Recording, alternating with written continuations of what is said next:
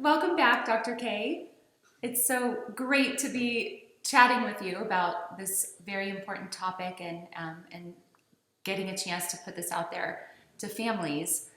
So today we thought we would go over, give an overview for families of some of the really common issues that you see in kids who are suffering from behavioral issues and from sensory issues. Some of the common underlying causes that you've been able to detect from all your work with families and children.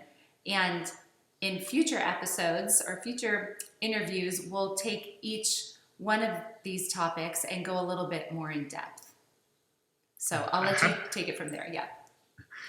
Happy to be here. Happy to be here. I think for your audience that watched our first segment, I think one of the most common things, and you touched on this with Hunter, how he was a colicky baby. He had a hard time being on his tummy. He didn't do tummy time, didn't roll over. And, I think that is actually a perfect place for us to start to kind of do this broad overview. Because for a lot of children, even though they may be 8 or 10 or 12 or however old they are and having whatever challenges they are, if families rewind all the way back to birth, and that's part of what I do in the clinic. I start from actually pregnancy and then kind of build the timeline forward.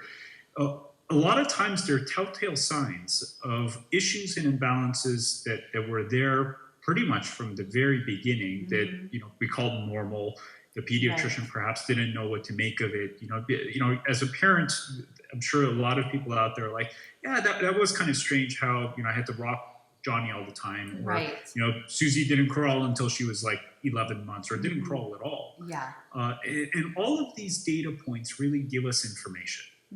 And the more families can look back and ask the question of, what was there from early on, and what were the clues that can help us clue into what's going on, the more of a robust understanding they can have to figure out what's going on with their child. Right. And I would say one of the most common things, and I said this before, and I'll say it again, I don't believe in cookie cutter approaches, and I certainly don't think that a generic kind of fix-all treatment approach works, and it doesn't, especially for these kiddos. You really have to understand what is causing your child to suffer, what is ailing your child, and then through that, do the right thing to support them. Right. With all of that said, I'd say about 60% of the kiddos I work with who have sensory processing issues have errors in how they produce energy. And we'll get into this in much greater detail in a future conversation, but I'll give you actually my daughter as an example. So she was the one that really helped me kind of put this together, because I'd worked with hundreds of children with sensory processing, if not more, prior to her birth 3 years ago. And I hadn't totally made the connection of this piece until she was born. And at 11 months of age, fast forward, she wasn't crawling. She was very low. She was the kind of low-tone child. And basically she would slide on the floor, kind of almost like a little snake, drag herself. But she literally couldn't get on all four. And I would hold her up because I knew how important crawling was and all of these things. And we'll touch on all of this. But that's when I had this aha moment of oh my God, if she isn't crawling, she's not going to be able to integrate her system, because as you touched on, the vestibular system and the proprioceptive systems are really important. So for sense of balance and coordination and all of those things. And it turns out that vestibular proprioceptive connections, the integration of all of those happens in infancy. And how they happen is when a child rolls and they creep and they crawl and then they run and they jump. All of these physical milestones that children graduate to from one to the other are all foundational layers of integration that then allow the child to develop a higher level of functioning, a higher level of complex functioning.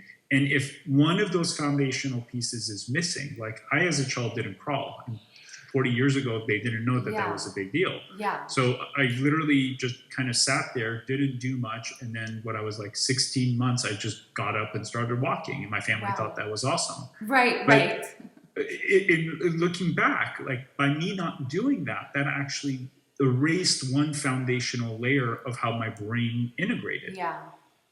And it turns out that fortunately in today's time, we have supplements that can actually boost energy production, because one of the reasons to kind of tie this all together, why the not crawling and not doing all of these things is tied to energy production, is if a child is weak, if their Yeah. muscle tone is too low, they don't have the strength. They Right. literally don't have the strength to get on all fours, because you think about it, especially for an infant who's clumsy and lacking coordination, it's a very difficult and awkward thing to do, to kind of engage your core, Right. get your arms and legs in this position where you can actually balance yourself on them. Yeah. And then have to secondarily, coordinate the movement. yeah, Yeah. it's really hard. It's really, really hard.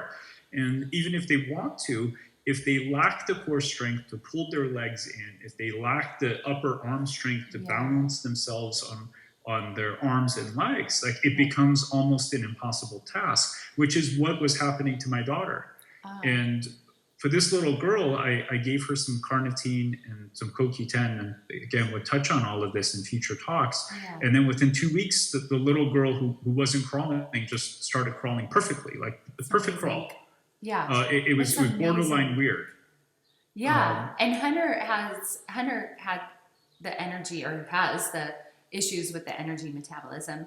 And when you first explained it to me, I had sort of a similar reaction as when I first heard the term vestibular. Like, I'm like, okay, energy metabolism. I know what those words mean, but somehow I'm not understanding this concept. And then you further explained that it's essentially how the body converts nutrients into energy. And if the body isn't able to do that efficiently, then the child has very low energy, and it affects everything. It affects their mood, it affects their ability to move. And it kind of has these like tentacles that go out into a lot of different areas of functioning. So yeah, we had the very similar experience with Hunter, with all the milestones, that he was delayed, but not like horribly delayed, you know. So in our first year, before we were seeing you as our pediatrician, our first pediatrician was kind of like, well, you know, it's still within the range of normal, you know. And here he was 6 months old and never rolled over. You know, and then he didn't sit up until he was 8 months old, and like everything was just slightly delayed. And then on top of that, his movements were awkward, you know. So the motor milestones were delayed, and then the movements weren't very coordinated. But yet it was kind of dismissed as like, oh, it's all in this kind of wishy-washy range of some kids do it early, some kids do it late. But when we were able to correct for those imbalances, you know, we've seen, and I touched on this in the first video, we've just seen this unbelievable transformation. So that we have mirrored a little bit of your experience with your daughter, as that being kind of one of the many possible underlying causes that can cause children to suffer or have difficulties. So, you know, part of why I highlighted this is if you don't have enough energy, life just becomes, you know, significantly harder. Yeah. And a way for parents to contextualize this is, you know, I tell parents, imagine having the flu, you know, and that achy, extreme fatigue state where you don't really want to move, you don't really want to do anything, thinking is impossible, memory is completely shot. And in a way, this is kind of the experience that these children have, where they just feel exhausted. They don't feel good. Yeah. And, you know, I think part of what you touched on before, where now you're seeing this beautiful, expressive side of Hunter, this positive side of Hunter, I think that is just a reflection of the fact that he just feels good. And I Yeah. see this in my own daughter.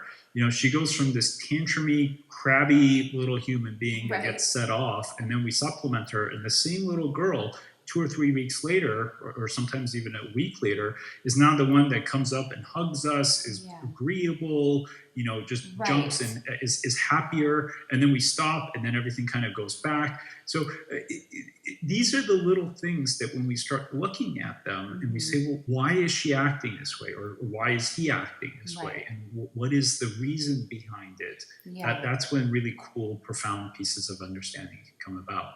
And I think another important thing to get across for families is that if their child does have an imbalance in their energy production, their energy metabolism, it's not some insurmountable issue. Like you touched on, there are some supplements that are very easy to get and not overly expensive, that are simple to use and simple to give to your child, that can potentially make a huge difference. So it's not some huge problem that requires all this medical intervention or anything like that. Sometimes it's just a few simple little tweaks, and you, the body gets back into balance, and you see your child, like you said, all of a sudden crawling or just having so much more energy, just being happier, and that's certainly been our experience with Hunter. Sadly, I think because of the epidemic of autism and what a lot of these autism researchers have kind of unraveled has been a blessing for many of us who, some of the families who have sensory processing disorders, their children may have been diagnosed with autism spectrum. And I can say, I think that probably about a quarter of the cases of what's called autism is actually not autism. It's just children are so Right. in pain and so struggling so badly that they just look semi-autistic, but they're actually not. They're just Right. in pain. Right. And through all of that research and knowledge that has come out of the autism world, there's a lot that we have learned to help these kids. Mm-hmm. But I think we should also consider that it isn't just address energy and everything that's bad, right? And that's the mistake that I see a lot of people make, where they just jump on one thing and they're like, oh, if I fix this, everything will get better, or just cut out I gluten and then the child will not have ADHD, or just like there's kind of this idea that there's this like, silver bullet, like magical one thing that's gonna fix the whole problem, as if our bodies are so simple, like the body is so complex that it makes sense that it's not just going to be one thing that's going to make everything better. So what are some of the other, in addition to energy metabolism issues, what are some of the other like puzzle pieces that you've seen with kids? Well, before I touch on that, I really want to highlight what you just said, because I think there is no silver bullet is the take-home point, I think, for every person to walk away with in this video. Sometimes I see families wanting that silver bullet. They're like, just give me the one supplement that's going to fix my kid, or just do the one thing and everything will get better. And that's just not how things work. And I think parents need to have a realistic expectation that to rewire their child's nervous system. And I think, when in our prior video, what you touched on between the vision therapy and the OT, and you've done years and years of hard work to get to get Hunter to where he is. And I think that really needs to be exemplified and highlighted. Right. It's not just we gave Hunter one supplement and boom, magically, he's the kid he is now. It's you've done a lot of work. You've done a lot of hard work and a lot of healing. So on one hand, I think there's a beauty in saying that we can rewire a child's brain, and we can take the child who is in a complete state of anger and chaos and dysregulation and allow them to become the child that you described as Hunter, loving and balanced and just feeling good about themselves in life. But that also comes with hard work. Right. And it's not a momentary thing. It's not the one fix. It's we have to do the work. And it's not going to happen overnight. Mm-mm. I'm out of this place now, but I can look back and remember quite vividly when I was really in the thick of things. When Hunter was 2, 3, 4 years old, and I did really want, I felt like every week I would go to the OT and I'd be asked these questions, and the subtext was me basically saying, like, just tell me what to do to fix my child. Like, and not that I thought he was, broken, but just tell me what I can do to just change all of this. There was like a sense of urgency, and a feeling of just feeling really like disempowered in a way. And I think so many families, when you're in the midst of dealing with such chaotic behavior with your child and you're exhausted, you're not sleeping, you're dealing with these really challenging behaviors day in and day out. It's, really wreaking havoc on your own nervous system. Then you've got the marital relationship that comes into play, because oftentimes there's differences between how both people are viewing what's going on, and you may not even agree on how to handle it. I mean, there's so many moving pieces, and when you're in the midst of that, it just feels so chaotic that I think, and this is how I felt, I really wanted a professional to just swoop in and be like, just do A, B, and C, and then it'll be fine, And of course, it's such an unrealistic expectation.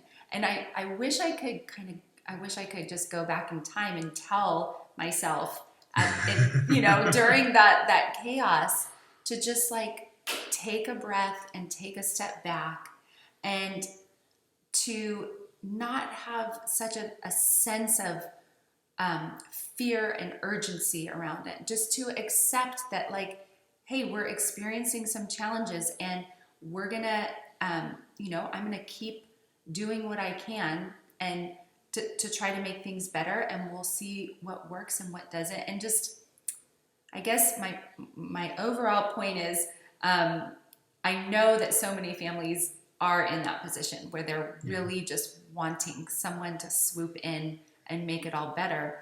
And I really appreciate what you're saying in terms of putting it out there, that if that's how someone is feeling, that you really have to kind of take a step back and view this all through a different lens, because it's just an unrealistic expectation to have of anyone, of an OT, of a doctor, of a PT, that someone is going to be able to tell you the one thing that's going to help your child, or you're going to buy this book and follow this one, dietary protocol and everything will be better. It's just not how life works, Not how the human body works. Yeah. And, I really love how you put that. And I think at the end of the day, really, this isn't about us making this more complicated than it needs to be, or making this more difficult. What I found is, if parents don't have this mindset, ultimately they run in and do one thing, and then when that one thing fails, they give up, and then ultimately the child suffers for a very long time. So by setting the expectation and just being ready to say, okay, this is going to be a 6 to 12 month process, but I know at the end of these 6 to 12 months, we will be in a different place. And I think that that's very realistic. And, it's kind of like you're going to have to run a marathon, and you've got 20 plus miles to go, and you don't want to sprint the 20 plus miles because you can't. But if you set the pace and you say, okay, we're in this for the long haul, we're going to get through this, we're going to do this, and at the end of the day, I know that my child could be healthy and well again. Then through that, your likelihood of being successful, the likelihood of pushing through the challenges and getting to a place of true profound healing. And I think that's really what we're talking about, right? This isn't about us eliminating a symptom and just making the child a little bit less anxious. I mean, you could give magnesium, lithium, you can give lemon balm, you can give Roman chamomile, you can do these things to temporarily reduce symptoms. Right. And the one thing that I've found, and I'm sure you kind of have this experience too, is those things ultimately fail. Right. And I've had families where they're like, oh, I found this amazing, calm supplement. I'm like, great, try it. And, they try it. And then 3 weeks later, they're like, he's worse than he was before. I'm Right. like, because you haven't addressed the core issues. Yeah. And part of what I've learned over the last decade is until you address the core issues, things don't get better. And especially for these sensory kids, a lot of times when you try to do symptomatic treatments, you give them a little bit of whatever, like magnesium generally doesn't cause issues, but especially the more calming regimens of whatever plant concoction or supplement, almost always what I find is for a few weeks, the kids are better. And then all of a sudden there's some kind of weird rebound and either they're back to where they started or sometimes they're actually worse off. And I had, not that many, but I've had a few families come in and, they come into the consultation. They're like, okay, give me the one thing that'll fix my kid. I'm like, that's just not how it works. And they're like, I want the one thing. And I actually have refunded the money of these families and told them, I wish you a lot of luck. Right. But it's not realistic. And ultimately for these kiddos, what they need is a true healing at a core level. And when you do that, that's when just magical things can happen on the outside. Right. So what are some of the other pieces that you look at for these kids that, like you said, there's no cookie cutter, so it's not the same thing for each kid. But in the children that you've treated, what are some of the common, like, underlying physical causes that you've seen? Great question. Almost all of these kids have gut issues. Some of them have overgrowth of candida. Some of them have overgrowth of clostridium. They'll have all kinds of weird bacterial imbalances. They have all kinds of food issues. And this is something that's very heavily focused in the functional medicine or alternative medicine world. Right. What these experts out there don't talk about is why these kids end up with these issues in the first place. And, for myself, I actually don't treat the gut issues as the primary thing. And the reason for that is until you understand why those gut issues happen in the first place. And for instance, a lot of the sensory kids have oral aversions, right? They literally cannot eat more than 2 or 3 foods. So mac and cheese and pizza and peanut butter and jelly sandwiches and chicken nuggets. That's like the 4 staples that these kids live off of. Vegetables are almost non-existent. They can't eat oftentimes complex proteins of different kinds. And, the experts that treat the gut somehow overlook the fact that the eating mechanisms of these kids are broken. And, if the child can eat, obviously they're going to have digestive issues because if any human being ate mac and cheese and pizza and chicken nuggets long enough, they would get gut issues. So yes, kids have gut issues, but you first have to ask the question, where did those gut issues come from? And like one of the things that I actually put a lot of focus on is addressing any kind of oral aversions, whether it's working with an OT and speech therapist to help overcome that. I'd say probably about 30% of the kids that have these oral issues actually have tongue ties. And I've seen 12-year-olds that come in and no one noticed the fact that this kid doesn't know how to use their tongue. So for some of these kids, they literally can't stick their tongue out. And this is a simple test. Families could say, hey, can you stick your tongue out? And if your kid goes, and literally that's as far as their tongue goes, their tongue is tied. The other thing that a lot of these kids can stick their tongue out, but when it comes to sticking their tongue up, being able to easily and effectively elevate their tongue all the way up, these kids really struggle to do that. And if the tongue doesn't move, then you can't chew, you can't eat.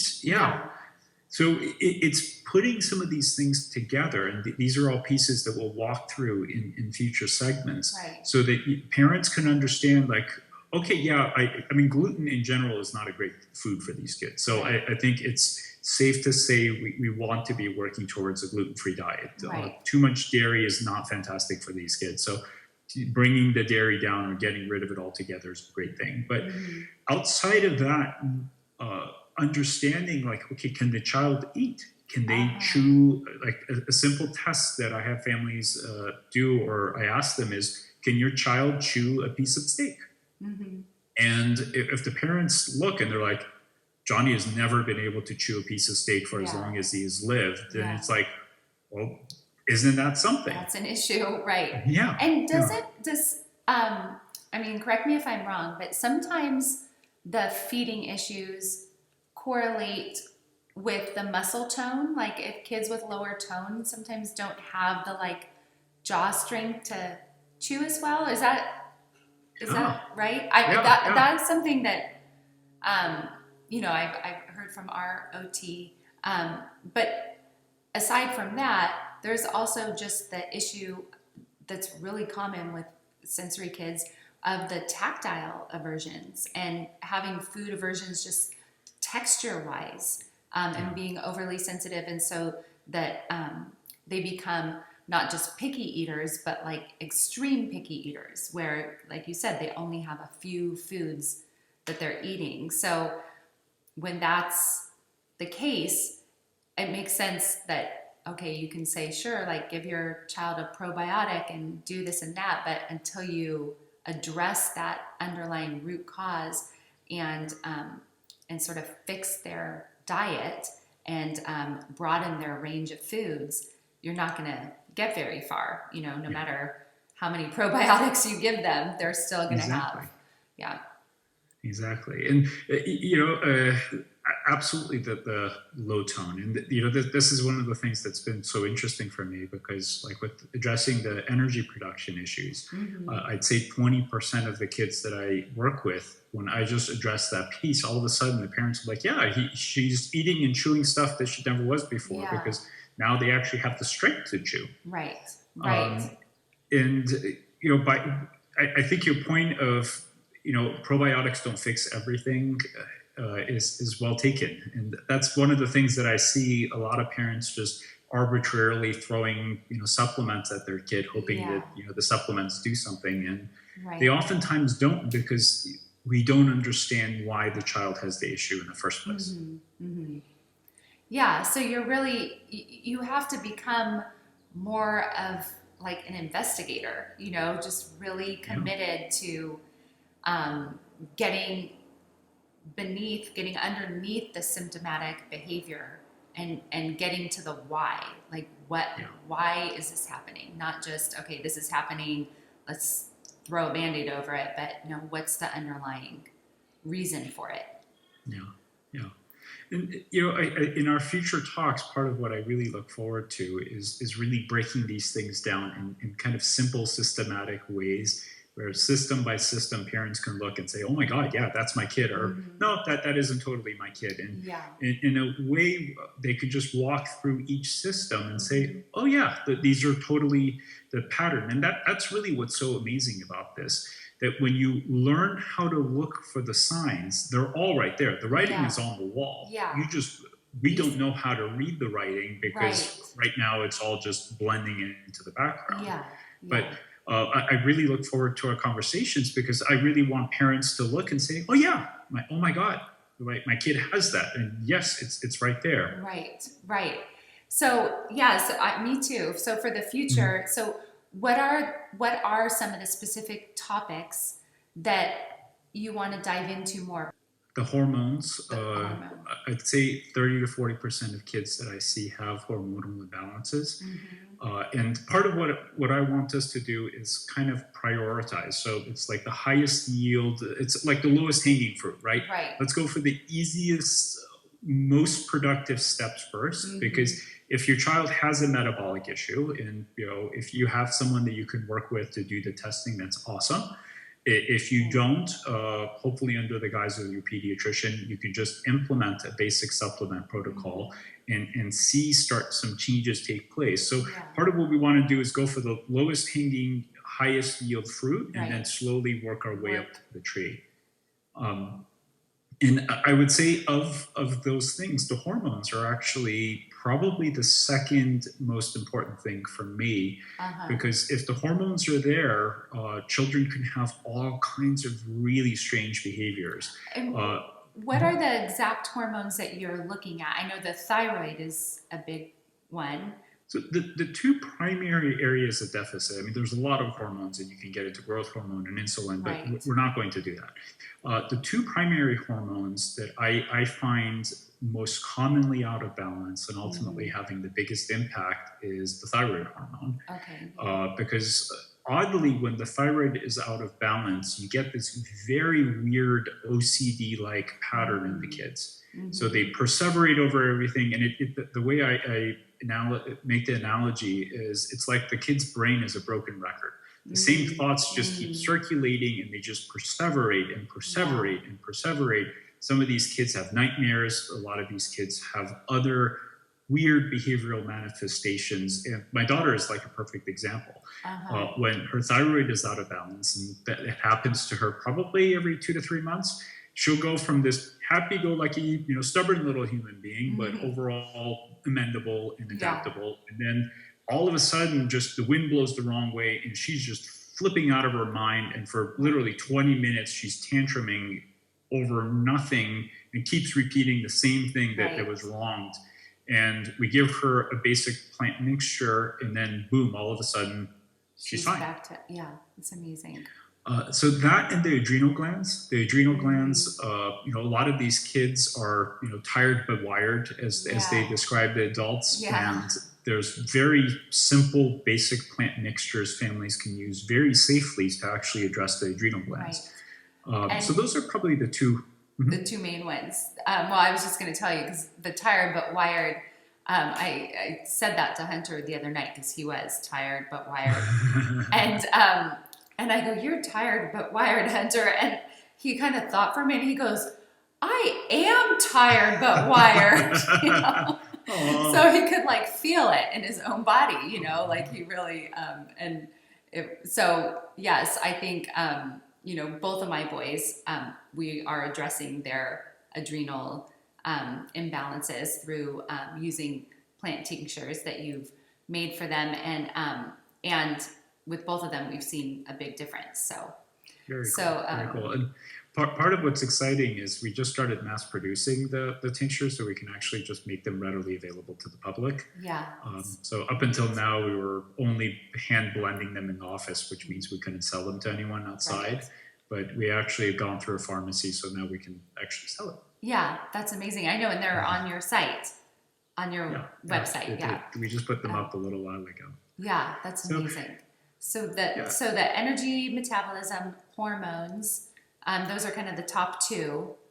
And then what would you say? I would say structure. So the physical body.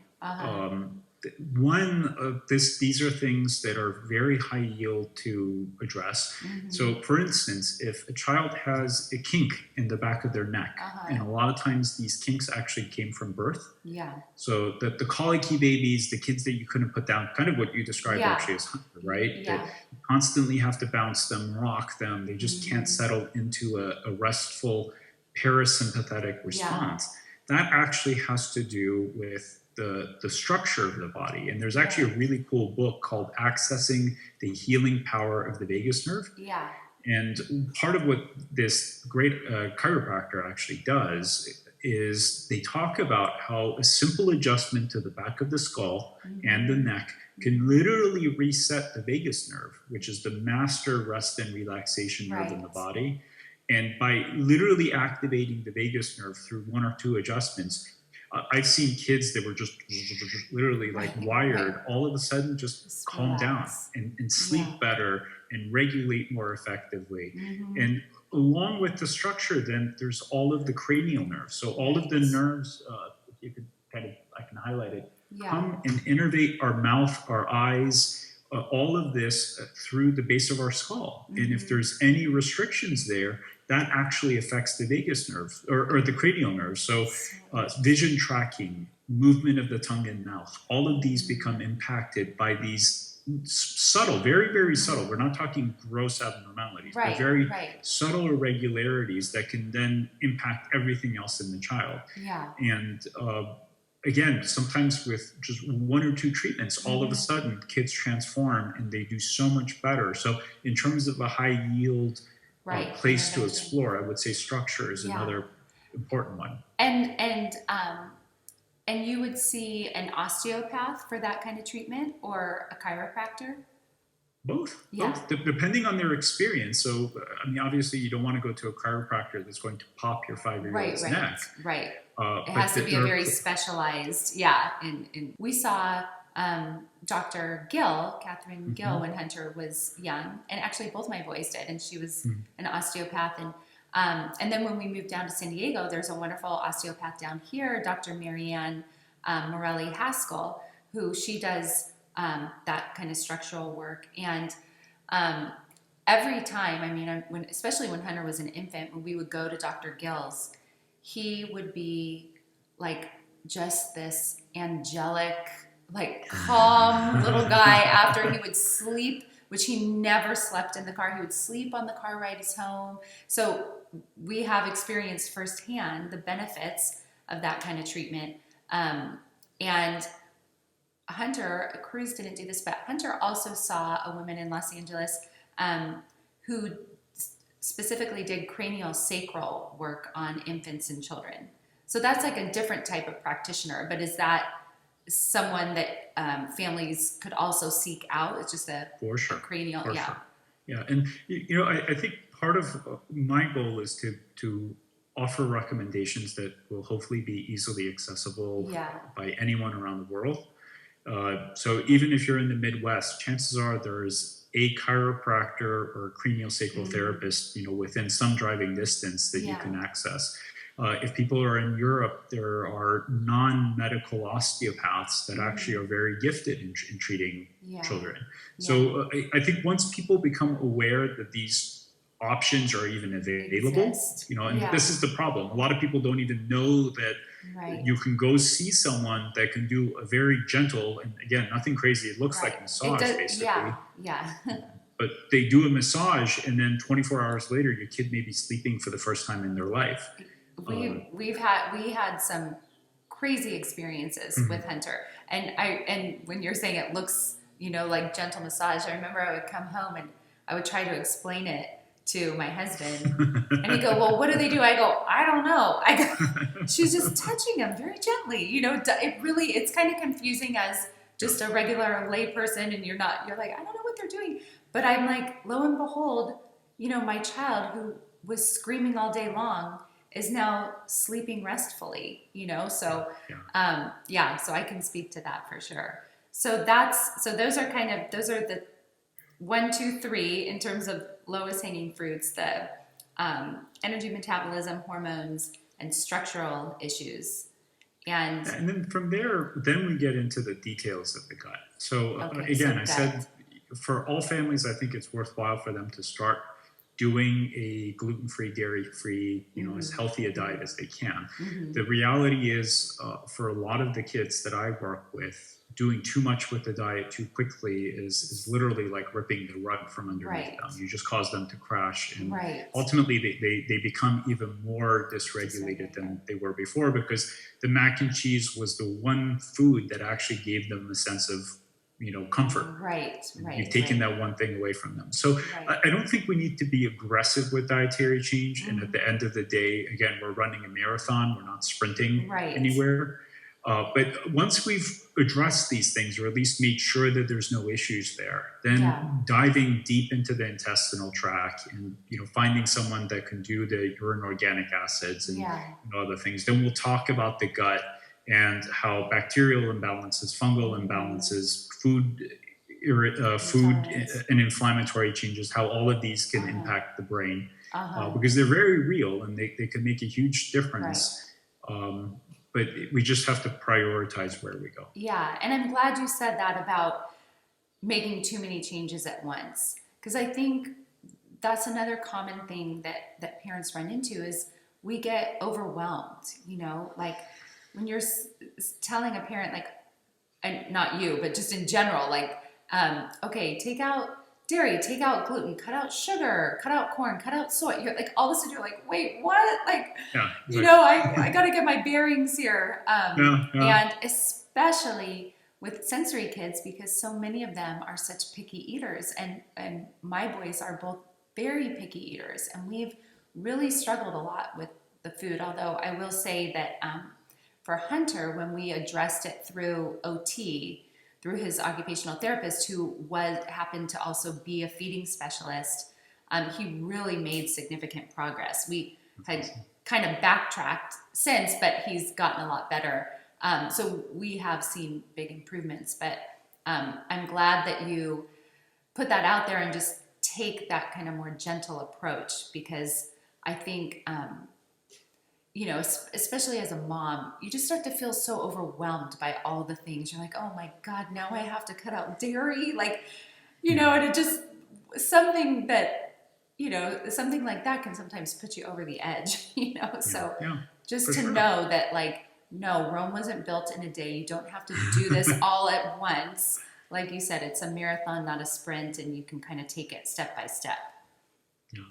And, I think that's where honoring where families are. And, if a family had caught me 8 years ago or 10 years ago, I was the practitioner. I was like, you got to get gluten, dairy, soy, corn, and whatever out of your diet. And I can't even work with your child until you do that. And, it was after making enough mistakes of saying, well, God, that was the 10th time that didn't work. Yeah. Oh my God, the kid is even worse off than they were before. Maybe I shouldn't do that. Yeah. I learned the hard way of what not to do, because ultimately it just puts an undue amount of stress on to the family, and most importantly, the child, because now you've got the parent that's harping on them, like, you need to eat this. And the kid is like, no. And if the kid doesn't know how to eat, and this is the part that I think it really saddens me in the holistic medicine world, because I know that there are a lot of colleagues of mine that still jump to doing the elimination diet and the aggressive gut protocols. But if the kid can't eat, if your child literally doesn't know how to eat, like, how do you expect them to eat other foods than the basic essentials that they're surviving on? And literally, these kids are eating to survive. They're not eating to thrive. It's like asking, the kid with 2 broken legs who's never walked a day in their life to now run a marathon. And it's like, no, you've got to first fix their legs and give them legs to stand on. Give them the tools. Yeah. Absolutely. So hopefully in a very compassionate and reasonable way, we can kind of walk through this and really build the foundations for them, for the families to then be like, okay, now we're ready. We're going to dive into this. And make it really doable. That's what I love about your approach.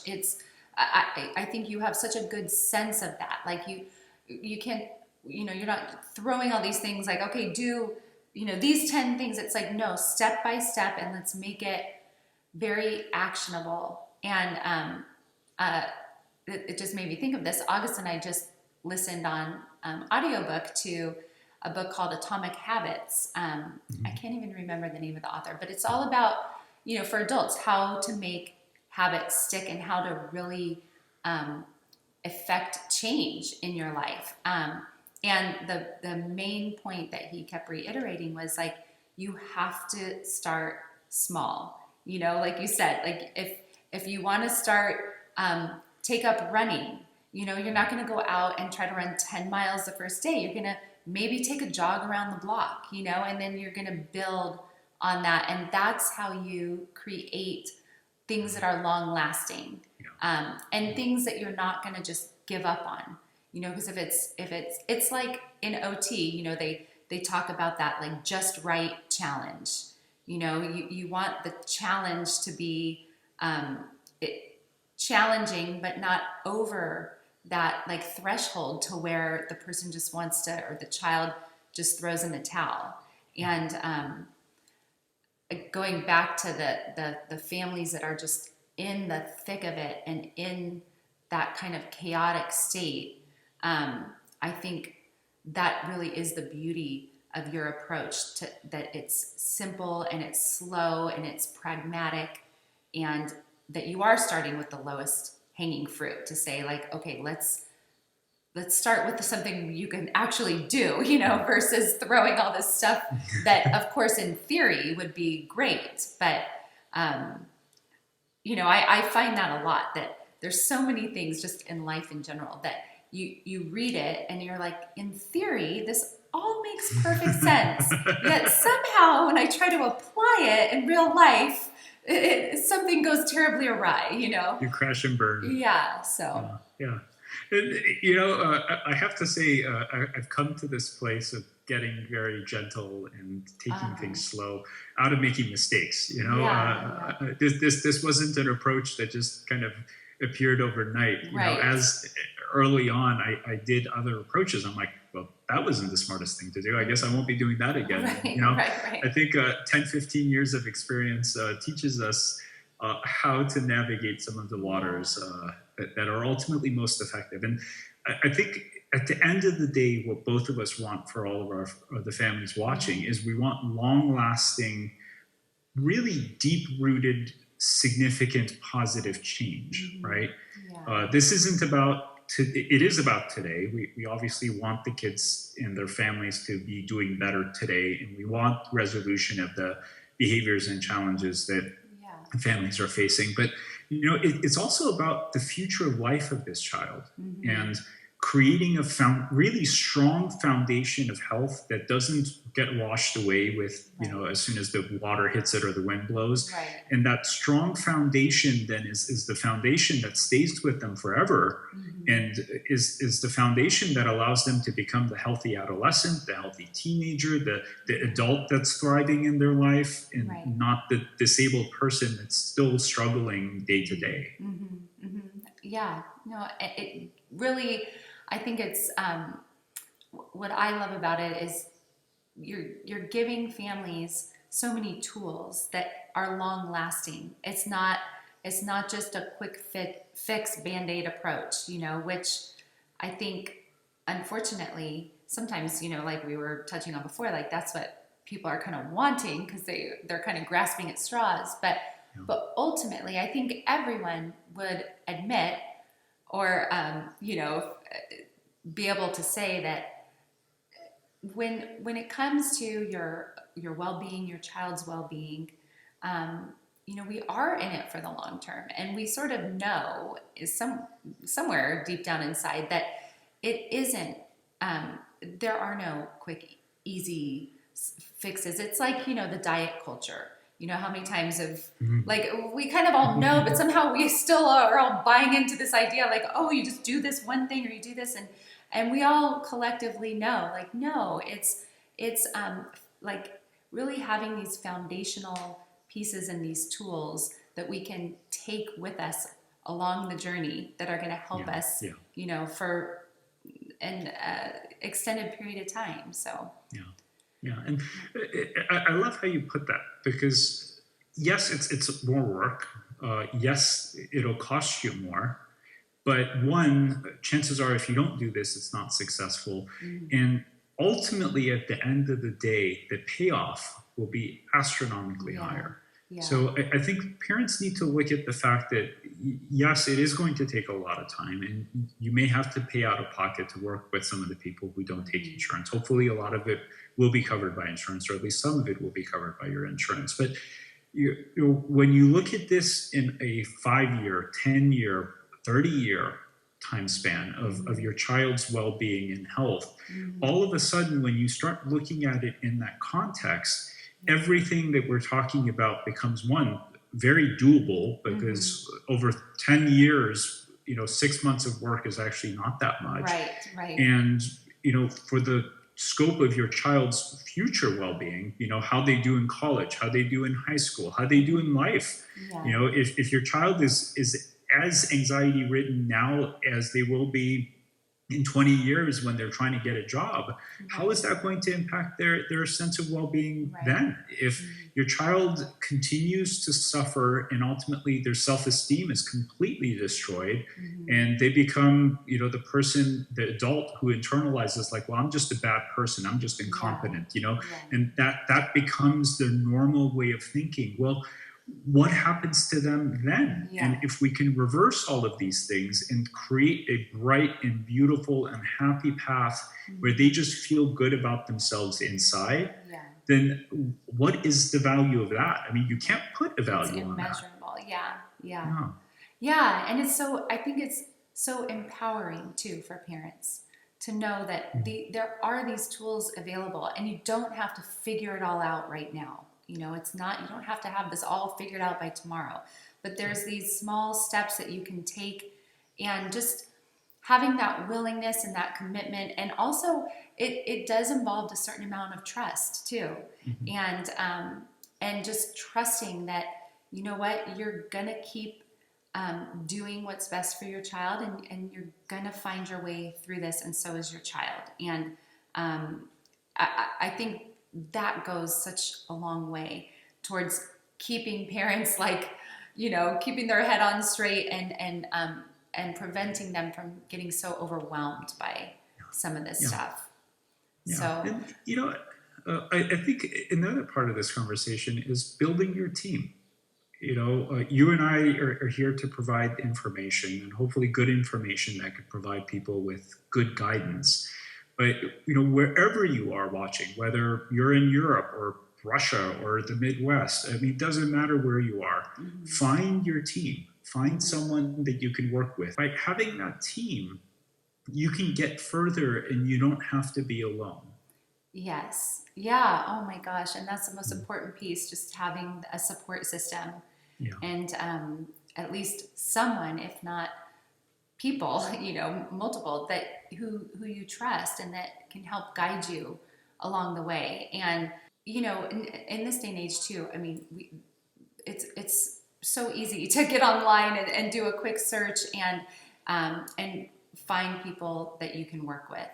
And I think the support system is so hugely important for people. Yeah. For families to gain awareness that these tools are out there, that these people exist, these supplements exist, these products exist, and they're in what circumstance, in what right circumstance for your child would the consulting with an OT or a vision therapist or taking a supplement, in what context would that be valuable for your child? So that you're not spinning your wheels just getting nowhere. It's like with each step, you just build the foundation and keep going. And then when you work with the OT, all of a sudden it's like, boom, one thing clicks into place. And then you take a supplement, then another thing clicks into place. And then 6 months later, all of a sudden you look back, you're like, wow, I can't believe we were there and now we're here. Yes. That has been our exact experience with Hunter, of literally that being like, I can't believe where we are now, even to 6 months ago. There's so many names for why children struggle: ADHD and autism and sensory and dyslexia and anxiety, and all these ways of kind of classifying behaviors and symptoms. But ultimately, they're just names, because every child is so unique and these issues manifest differently. Be delving into each of these kind of one by one, and giving families more in-depth information to kind of make an assessment for their own child.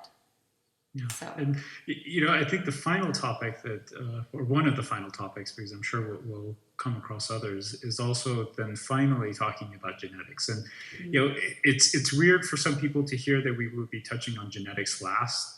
And part of why I do that is a lot of times by the time we're done addressing some of these core issues, there's nothing left to treat. And conversely, a lot of times I find where families are hyper focused on, well, I did this genetic test and my kid has MTHFR, blah, blah, blah. Right. I want you to do this supplement, and,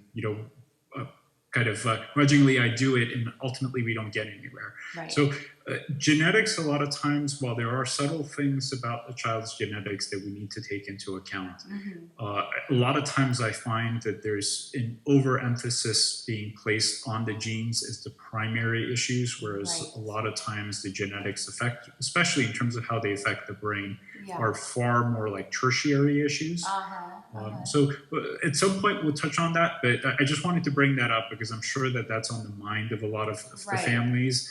And I just want to stress that, yes, they're important, but in the big scheme of things, after doing this for a decade, I found them to be far less important than what most people realize. That's really interesting to hear. So to recap some of the topics and some of the common underlying issues for kids with sensory processing challenges, ADHD, autism, we have the energy metabolism, the hormonal issues, structural issues, and then there's the gut, and I guess in there is also nutrition, like gut/nutritional deficiencies or dietary, and then the sensory piece, like the OT, where an occupational therapist fits in, where maybe a vision therapist fits in, and the genetic piece. Yeah. Is that kind of the okay? I think that's a good summary of where we will go in the upcoming discussions. Okay, great. Oh, well, this has been so great, Dr. K. Again, thank you so much, and keep tuning in, because we're going to go into each of these topics, and Dr. K is going to share his invaluable expertise and wisdom to help really just give people more information and ultimately, I think, just to empower parents to know that there are so many things that are available to you to help your child, and your child does not have to suffer the way he or she is, and you don't have to suffer either. And so we're going to, this is our mission to help, to give people hope and to kind of spread this information that is so important. Yeah, absolutely. Okay. And for those families that are interested, also keep in mind that on holisticminds.com, they can go register and start watching other videos that get into even more depth of the specific area. So as we're touching on things, if they want to actually go hear the expert in the given area, like for the nutritional piece, we have Dr. Terry Walls, who I think is the smartest doc that I've ever met that gets into nutrition. I've got Dr. Kathy Gill. I actually interviewed her, and we got an hour-long interview with her on how she sees the physical issues, and Dr. Ben Shields, who's one of the country's top chiropractors, who actually talks about the vagus nerve. So we have a lot of these more in-depth conversations. So as families watch our interviews and they say, oh gosh, what the heck is that? And then we've got backup things for them to watch and discuss. That is amazing. I can't wait to watch some of those. So again, it's holisticminds.com, and it's holistic is WHOLISTIC. And you can go on and register right now. You can take the quiz, which I have found to be so helpful, and I've passed it on to so many families and friends as well. And it's just a short quiz you can take that will give you a brief overview of some of these topics of whether or not your child might have some energy metabolism or some hormonal or some sensory issues. And that's something you can do in a matter of 5 minutes, just to kind of give you a baseline. But definitely sign up for the email list too. So, okay. Thank you, Dr. K. You're welcome. My pleasure.